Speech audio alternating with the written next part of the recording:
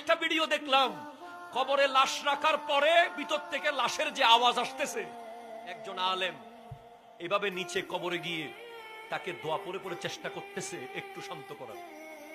الصراط حق والميزان حق وتطاير الكتب حق وأن الجنة حق والنار حق وأن الساعة آتية لا ريب فيها وأن الله يبعث من في القبور. أفهمت يا عبد الله؟ ثبتك الله بالقول الثابت وهداك الله إلى صراط مستقيم وعرف الله بينك وبين أوليائك في مستقر من رحمتك. اللهم جاف الأرض عن جنبيه واصعد بروحه إليك ولقه منك برهانا. اللهم عفوك عفوك عفوك.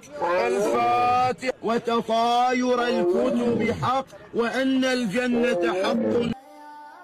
আপনি তো কবরের আওয়াজ শোনার শক্তি আমাদের নাই।